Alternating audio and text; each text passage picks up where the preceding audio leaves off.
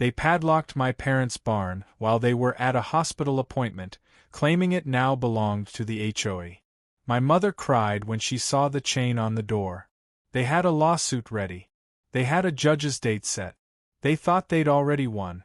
Then someone noticed one blank line on page 14, and the entire case collapsed in front of them.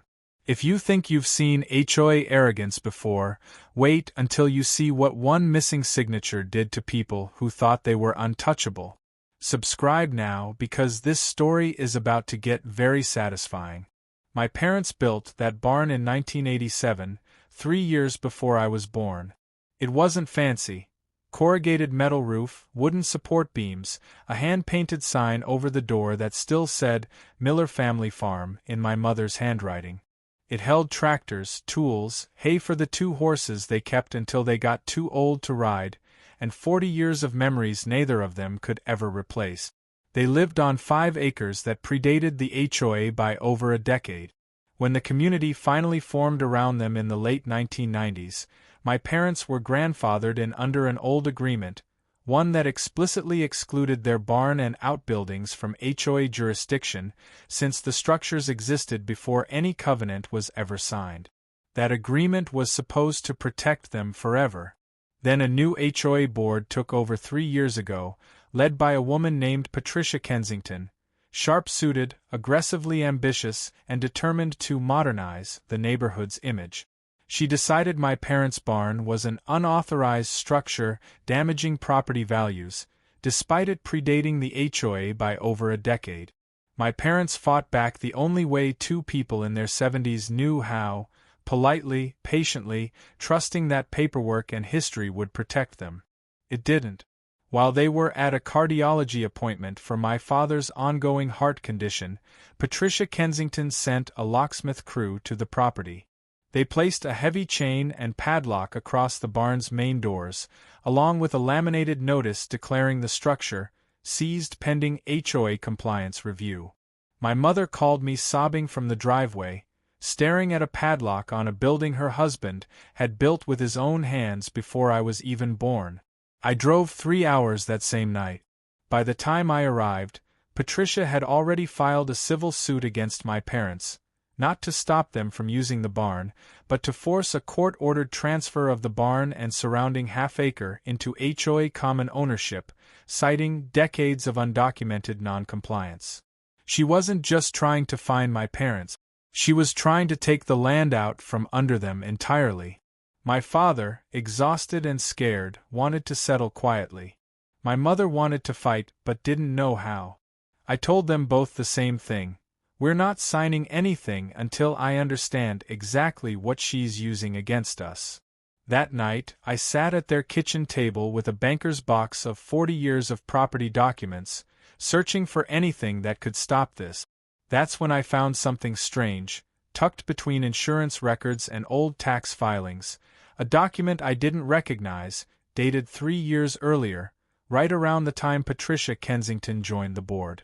The document was titled HOA Boundary and Structure Compliance Acknowledgement, 3 pages long, dense with legal language, dated just 2 months after Patricia Kensington's board appointment. My hands went cold as I read it. It appeared to be an agreement my parents had supposedly signed, acknowledging that their barn may be subject to future HOA jurisdiction review, and waiving certain protections under their original grandfather clause. I showed it to my mother immediately. She stared at it, confused, then genuinely alarmed. "I've never seen this before in my life," she said. "Are you sure?" I asked gently, worried maybe her memory was slipping given everything they'd been through with Dad's health. "I would remember signing away our barn," she said sharply, some of her old fire returning. "I've never seen this paper before tonight." I checked the signature line at the bottom. It looked like my mother's handwriting, close enough to fool a casual glance. But something felt wrong. The loops in the M were too round. My mother's actual signature, which I'd seen thousands of times on birthday cards and school permission slips growing up, had a distinctive sharp angle in the same letter. I photographed the document and called my cousin Alicia, who happened to work as a paralegal specializing in contract dispute. Don't say anything to the HOA, she told me immediately. Don't confirm or deny anything about that signature. Send me everything right now. 2 days later, Alicia called back, her voice tight with controlled excitement. I had a forensic document examiner take a quick look, she said. This isn't 100% conclusive yet, but there are real inconsistencies in the pen pressure and letter formation compared to verified samples of your mother's signature. My pulse quickened. You think it's forged? I think, Alicia said carefully, someone wanted this document to exist very badly. And there's something else you need to see. She sent over a scanned copy of the HOA's official case filing, the one Patricia Kensington's board had submitted to the court just days after padlocking the barn. Page 14 contained a certification section, required by state law, confirming that all referenced compliance documents had been properly executed with verified homeowner signatures, notarized in accordance with statute. Except when Alicia cross-referenced the notary stamp number on my mother's supposed signature page against the state's notary registry, something didn't match. This notary, Alicia said slowly, wasn't licensed yet on the date this document claims to have been notarized. I felt my stomach drop and lift at the same time, dread and hope colliding. So the entire compliance document the HOA is using to seize my parents' barn might be built on a signature that was never actually notarized, Alicia finished. Which means their entire lawsuit could be standing on a document that's not legally valid at all. We needed proof, not suspicion. So the next morning, I called an attorney named Rebecca Holt, a property litigation specialist known throughout the county for dismantling HOA overreach cases with surgical precision. Rebecca reviewed everything within hours. The compliance document, the notary discrepancy, Alicia's preliminary forensic notes, and the original 1990s grandfather clause protecting my parents' barn.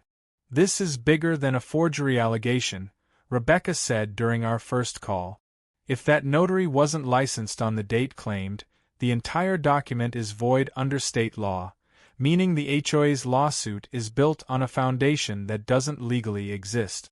But we need airtight proof before we can use this.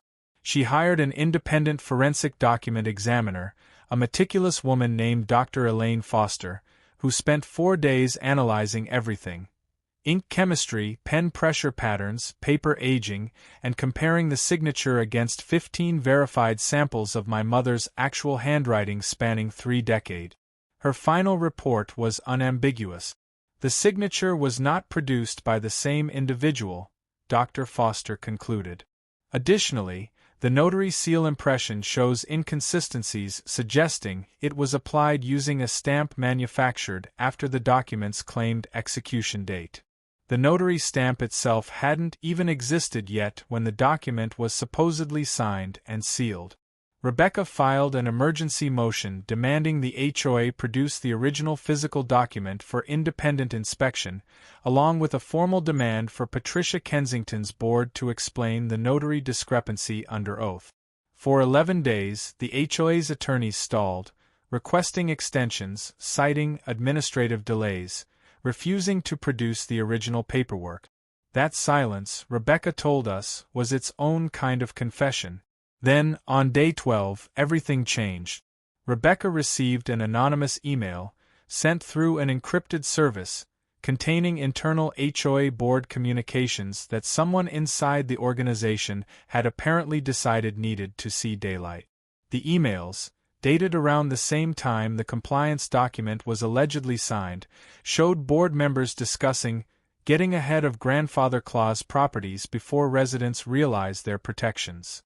One email, sent directly from Patricia Kensington's account, contained a single line that made Rebecca go completely silent when she first read it aloud to us. "We just need something on file showing they agreed. Doesn't need to be perfect, just needs to hold up long enough." My mother covered her mouth when she heard those words. My father, still recovering from his cardiac procedures, gripped the arm of his chair so hard his knuckles went white. "She's talking about my signature," my mother whispered. "She's talking about forging my signature like it's nothing." Rebecca nodded grimly. And if this email is authenticated, it's not just evidence of forgery anymore. What is it then? I asked. It's evidence of a conspiracy, Rebecca said. Which means this isn't just about getting your parents' barn back. Patricia Kensington may be facing criminal charges of her own. An anonymous email just exposed the HOA's entire conspiracy, and one line inside it left everyone speechless. If you want to see how corrupt HOA presidents get caught in their own lies, subscribe now. The next twist is even bigger. Rebecca moved fast. Within days, she authenticated the anonymous email through metadata analysis matching the HOA's internal server records, then filed everything with the court simultaneously. The forensic handwriting report, the invalid notary registration, and the incriminating internal email chain. The judge assigned to the case, a sharp and unforgiving man named Judge Aaron Whitfield, known throughout the county for having zero patience for procedural shortcuts, scheduled an emergency evidentiary hearing. Patricia Kensington's attorney tried desperately to get the hearing postponed, citing the need for additional review. Judge Whitfield denied the request in less than 30 seconds. Your client filed a lawsuit 14 months ago claiming full legal compliance, he said flatly. You've had 14 months to review your own evidence. The hearing took place on a cold Thursday morning. My parents sat beside me in the gallery, my mother clutching my father's hand, both of them still stunned that something built on their own kitchen table 40 years ago had somehow ended up here, in a courtroom, fighting for their barn's survival. Rebecca laid out the case methodically.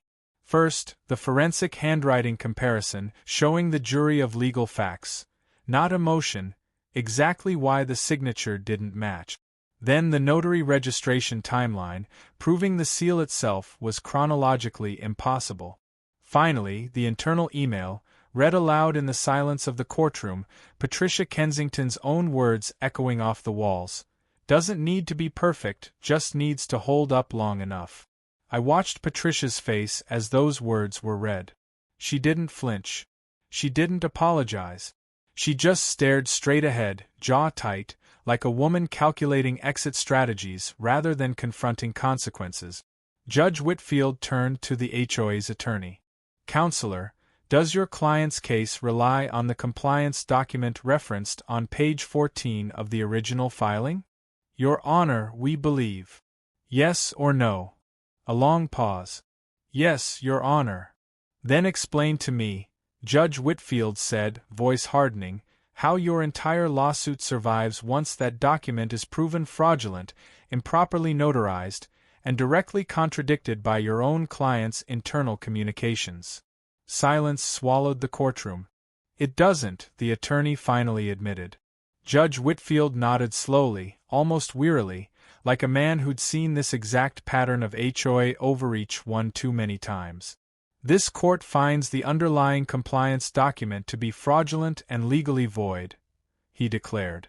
As a direct result, the HOA's civil suit against the Miller family fails entirely, as its central claim rests on a document with no legal standing whatsoever.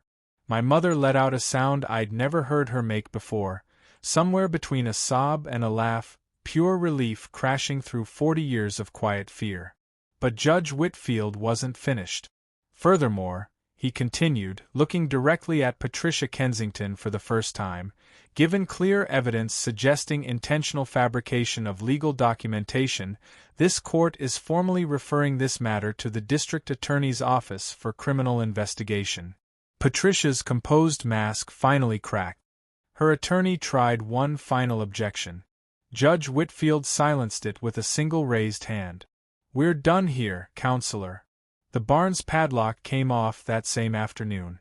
I drove out with my parents, and I watched my father, a man who'd barely had the strength to climb into the truck that morning, walk straight to those barn doors like he was 20 years younger, running his hand along the corrugated metal roof he'd installed himself in 1987.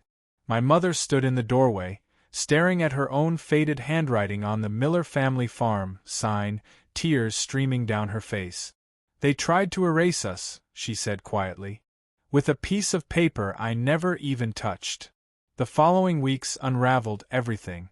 The district attorney's office opened a formal criminal investigation into Patricia Kensington for forgery and fraudulent notarization. The notary whose stamp had been misused, a woman who'd had no involvement in any of this, filed her own complaint after discovering her professional credentials had been effectively stolen to fake a legal seal. Patricia resigned from the HOA board within a week, though resigned barely describes the reality. The remaining board members forced her out within 48 hours once the criminal referral became public, terrified of being associated with what county residents quickly began calling the barn forgery scandal. Rebecca filed a countersuit on my parents' behalf. Malicious prosecution, fraud, emotional distress, and violation of their protected grandfather clause right. 6 months later, it settled for a sum that covered every legal fee, every sleepless night, and enough left over for my parents to finally fix the barn's aging roof. The one repair they'd been putting off for years, worried about spending money on something the HOA claimed wasn't even legally theirs. Patricia Kensington was formally charged with forgery and fabrication of legal documents 4 months after the hearing.